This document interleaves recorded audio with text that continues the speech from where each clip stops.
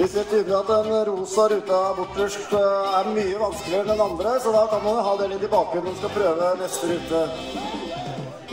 Da er tida ferdig med den, og Kasper akkurat på toppen på den andre ruta.